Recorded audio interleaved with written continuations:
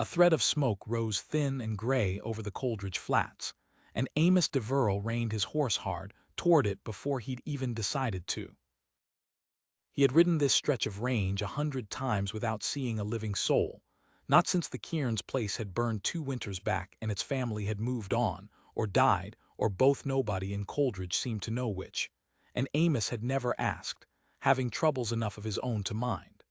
But smoke on empty range meant somebody was there now, and something in the thin, struggling look of it, more smolder than fire, told him whoever had lit it did not have wood to spare. He found the soddy half collapsed into its own hillside, one wall scorched black where fire had taken it some time back and never been repaired, the roof patched with what looked like scavenged canvas and desperation. A woman knelt at a small cookfire out front, feeding it grass and dried dung because there was no wood left to feed it with, and 2 children, twins, by the matched height of them. A boy and a girl no older than 5 sat pressed close against her skirts, watching him with the wide, wary stillness of creatures who had learned that strangers were rarely good news. Amos swung down from his horse slow, hands visible, the way he'd have approached anything wild and frightened. "Ma'am," he said, "didn't mean to startle you, saw your smoke from the east ridge." The woman rose, and even through her obvious exhaustion, the hollowed cheeks, the dress gone gray and thin past mending, she held herself with a straightness that struck him harder than her poverty did. "We're not troubling anyone out here," she said. "This is unclaimed range. We've a right to shelter on it." "Didn't say you didn't." Amos kept his voice even, the same voice he used gentling a spooked colt. "Only came to see was anybody hurt." She studied him a long moment, assessing, he understood, whether he was the kind of man who'd come to run her off or worse. Something in what she found seemed to ease her, if only slightly. "No one's hurt," she said. "We manage." Amos looked past her at the blackened wall, the canvas roof, the small mound of dug prairie turnip roots sitting beside the fire, not garden vegetables, but the wild kind, tough and bitter, that a body ate only when there was truly nothing else. He looked at the twins, thin in the particular way of children who had not had a full meal in longer than any child ought to go without one. "When'd you last eat proper, ma'am?" he asked, quiet. Something crossed her face then, not quite shame but close to it, and fierce pride fighting to cover the crack it left behind. "We eat what the land gives us," she said. "It's honest food." "Didn't say it wasn't honest," Amos said. "Said proper. There's a difference, and you know it same as I do." Delphine Mercer had not cried in front of a stranger in the 11 months since the fire took her husband and half her home in the same terrible night, and she was not about to start now, in front of a rancher with sun-weathered hands and eyes that saw a good deal more than she wanted seen. But something in the plain, unhurried way he'd asked, not pitying, not scornful, simply asking, loosened something in her chest that she had held clenched tight for nearly a year. "My husband died in that fire," she said, before she'd quite decided to say it. "Lightning took the barn first, and he went in for the stock, and the wind turned before he came back out. I've been managing since. The twins and I." "Managing," Amos repeated, looking again at the turnip roots, the canvas roof, the children's thin wrists. "It is managing," she said, sharper now, some of her old fire coming back into her voice. "We are alive, Mr. Deverell, Amos Deverell. I run cattle 6 miles west of here." "Mrs. Mercer, Delphine Mercer." She lifted her chin, daring him to pity her. "And we are alive, Mr. Deverell, which is more than the county thought we'd manage when they stopped sending the circuit preacher out this way to check on us. We do not need charity." "Didn't offer charity," Amos said. "Offered to see was anybody hurt. That's a different thing, too." He was quiet a moment, turning his hat over once in his hands, a habit he'd never quite broken since his own wife died 3 years back and left him alone in a house too big for one man's bootsteps to fill. "But I'll say this plain, since you seem the sort who'd rather have plain than pretty. Winter's 6 weeks off, near enough, and that roof won't hold snow weight, canvas or no. You've children to keep alive through it. Pride's a fine thing, ma'am, but it doesn't keep twins warm in January." Delphine felt the words land exactly where he'd aimed them. Not cruel, but true, and truth was a harder thing to argue with than cruelty ever was. She looked at her son and daughter, small and solemn by the fire, and felt the old fear rise up in her again, the one that woke her at 3 in the morning counting turnip roots and calculating how many weeks they'd stretch. "What is it you're proposing, Mr. Deverell?" she asked, and hated how small her voice had gone. "Nothing untoward," he said quickly, some color coming up in his own weathered face. "I've a bunkhouse standing empty since I let my last hand go for lack of work to keep him on. It's sound, dry, better built than what you've got here. You and the children could winter there, work off what you need in cooking and mending if that sits easier with your pride than taking it plain, and come spring you're free to go wherever you please, no strings, no claims made on you." He met her eyes. "I'm not asking anything of you, but that you let 2 children live through winter under a roof that won't cave in on them." She wanted badly to say no, to hold on to the last scrap of the independence she'd fought so hard for since Thomas died, to prove to herself and the absent circuit preacher, and the whole unkind county that she did not need any man's rescuing. But she looked again at her son's hollow cheeks, her daughter's too thin wrists, and understood that pride was a poor trade for a child's life. "We would work honestly for our keep," she said. "I'll not take charity even from a kind man." "Didn't figure you would," Amos said, and something in his weathered face eased into what might, in a less careful man, have been called a smile.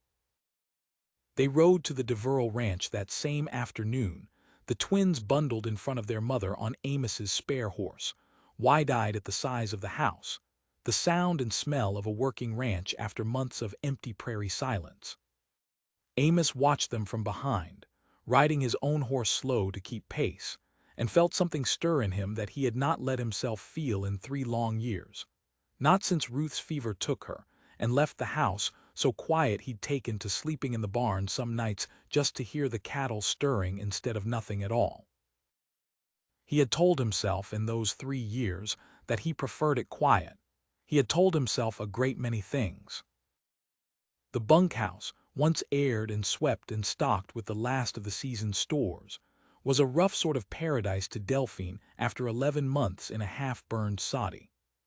She wept the first night, alone after the twins had finally fallen properly asleep, full-bellied for the first time in longer than she wanted to remember, not from sorrow, though there was plenty of that mixed in, but from the sheer, unbearable relief of a roof that did not leak and a floor that did not remind her, every waking hour, of the night she'd lost her husband. Amos kept his distance those first weeks, careful and correct, bringing over what supplies she needed and taking his meals apart from them more often than not, as though he feared crowding a woman who had made plain she wanted no man's claim upon her. But Delphine noticed things, the way a woman raising children alone learns to notice everything. The extra firewood that appeared at her door before she'd thought to ask for it, the way he crouched to speak with her son and daughter at their own small height instead of looming over them the way grown men so often did, the careful, unhurried patience with which he answered the twins' endless questions about the cattle, the horses, the working of the ranch. "He's kind," her daughter Maybelle said one evening, watching Amos cross the yard toward the barn, "even though he doesn't smile much." "Some folks smile with their actions instead of their faces," Delphine said, surprising herself with how readily the words came, and how true they felt once spoken. It was a hard winter, one of the hardest Coldridge had seen in years, but it was survivable in a way the soddy never would have been. Delphine cooked for the ranch hands who remained, mended what needed mending, and found, gradually, that the work steadied something in her that idle grief had only worn thinner. Amos, for his part, found his house less quiet than it had been in 3 years, filled now with the twins' footsteps overhead in the loft where they slept some nights when the cold ran deepest, with Delphine's low voice reading to them by the fire, with a warmth that had nothing to do with the wood stove. The turn, when it came, arrived on the worst night of that hard winter, and it began with a silence Delphine noticed before she understood why it frightened her. It was late February. The cold settled deep and mean into the bones of the land, when she realized the twins were not in the loft where they'd been sent an hour before to warm themselves by the chimney flue. She called their names through the house, low at first, then louder, and found only their small boots missing from beside the door and a trail of footprints already half erased by blowing snow, leading out toward the horse barn and beyond it, toward the open range. They went after the new calf, one of the hands told her, ashen-faced, once she'd roused the bunkhouse. The one born sickly last week. Your boy's been fretting over it wouldn't make the cold. Nobody saw them slip off, ma'am, I swear it. The wind outside had risen to a low, constant howl, snow driving sideways hard enough to scour the skin, the temperature dropping fast toward a cold that killed grown men in half an hour if they went down in it unprepared. Delphine felt the whole world narrow to a single unbearable thought. Her children, 5 years old, out in that. Amos came at a dead run from the barn, already shouting for lanterns and rope, his face gone the color of old ash. How long? He demanded. Not certain, an hour, maybe less. Get every hand mounted, he said, already swinging up onto his horse bareback, not waiting for a saddle. Fan out along the creek line, that's the way any child would go, following the water for a landmark in weather like this. He looked down at Delphine, standing in the yard in nothing but her shawl, already reaching for a horse of her own. You'll freeze inside 10 minutes out there, Delphine. They are my children, she said, and there was nothing in the whole world that could have kept her inside that house. I am coming. He did not argue further, only pulled her up behind him onto his own horse, rather than let her ride out alone and risk losing her to the storm as well. And together they rode out into a night gone white and roaring, calling the twins' names until the wind tore the sound away before it had traveled 10 feet. It was the longest hour of Delphine's life. She had lost a husband to fire and thought she had already learned the whole shape of terror. She learned now that terror had further shapes still, colder ones that froze a mother's blood entirely still in her veins, while some other, older instinct kept her calling into the dark long after her voice had gone raw. It was Amos who spotted the shape of the old line shack half a mile down creek, its door standing open, and a thin, unsteady lantern glow flickering behind its one grimed windowlight that should not have been burning at all, since the shack had stood empty and dark all season. They found the twins huddled together inside it beside the sickly calf, wrapped in a horse blanket. Someone small and shivering had had the presence of mind to drag off a nearby saddle rack, their lips blue-tinged but both of them alive, both of them frightened and sobbing with relief. The instant lantern light spilled through the doorway, and their mother's voice reached them at last. We didn't want him to die out there alone, Delphine's son said through chattering teeth, as she gathered both children against her, weeping too hard herself to scold them yet for the fear they'd put her through. He was crying, Mama. We heard him crying. Amos knelt beside them all, checking small hands and feet for the white, waxy signs of frostbite with a steadiness Delphine could not have managed herself in that moment, and found them cold but whole, saved by nothing more than a scavenged blanket and a stubborn calf that had, in its own dumb animal way, kept two children close enough together to share their warmth until help arrived. You did a brave, foolish thing, Amos told them, his voice rough with an emotion he did not try to hide. Bravest, foolishest thing I ever heard of a child doing. Don't you ever do it again without fetching a grown body first. You hear me? Yes, sir, they said together, small and chastened and entirely too relieved to be scolded to mind it much. They rode back to the ranch house huddled together for warmth, the calf wrapped in Amos's own coat across his saddle, the twins wrapped in every blanket the search party carried, and it was well past midnight before both children were finally warm, fed, and sleeping soundly in their own beds again, the fright of it already softening into the kind of story they would tell for years after. Delphine found Amos afterward in the kitchen, sitting alone over a cup of coffee gone cold in his hands, staring at nothing, and understood, watching him, that the night had shaken him every bit as badly as it had shaken her. You were gone 3 hours past dark searching, she said, easing into the chair across from him. "I feared for a long while we'd lost them both to the drifts, and I feared near as badly that I might lose you out there too, riding into that storm for children who aren't even yours." "They stopped being not mine somewhere around the second month, if I'm honest," Amos said, setting the cold coffee aside. "Watching your boy fret over a dying calf enough to risk his own life over it, that's not a stranger's child doing that. That's a boy raised right, by a mother who taught him to care more for a suffering creature than his own safety." "You very nearly died out there too," Delphine said, her voice catching. "Amos, I have never in my life been so frightened, not even the night Thomas died. And somewhere in the middle of it I understood something I'd been too proud or too frightened to let myself understand before now. I was afraid for you, riding bareback into a blizzard for two small strangers you'd only known 3 months, same as if they were your own flesh. A woman doesn't fear that hard for a man she doesn't love." Something in his weathered face broke open, relief and wonder chasing each other across it in the lantern light. "Delphine," he said low, "I'd have ridden into that storm for you alone, let alone the twins." "Amos," she said, testing the shape of the name, careful and a little shy, and something in the way she said it undid what he'd kept carefully bound since Ruth's death. "Then let me say the rest of it plain," he said, "since plain's the only speech either of us trusts. I did not bring you and the twins here only to see children through a winter.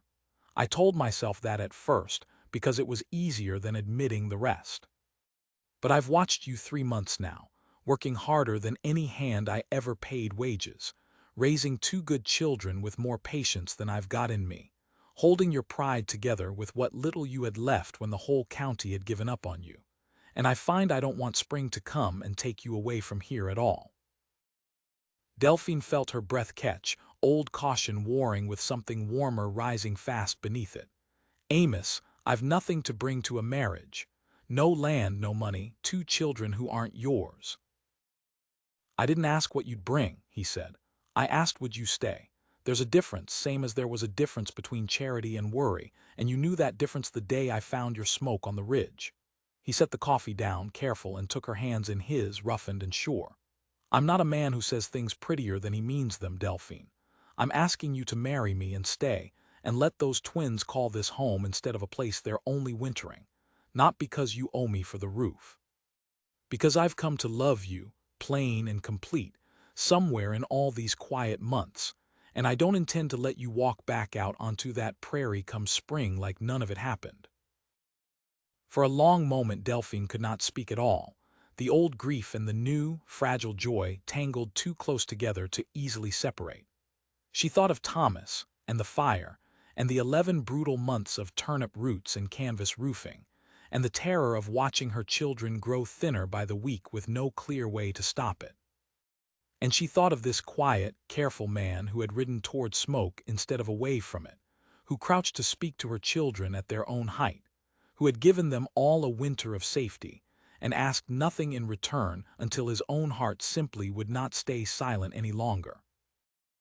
"I love you too," she said, rough with feeling. "Yes, Amos, yes, I'll marry you and gladly." He kissed her then, gentle and unhurried, the kind of kiss that promised patience rather than urgency, and outside the wind kept driving snow against the windows, but inside the ranch house it did not matter at all, because for the first time in 11 long, hollowed-out months, Delphine Mercer was entirely, finally warm.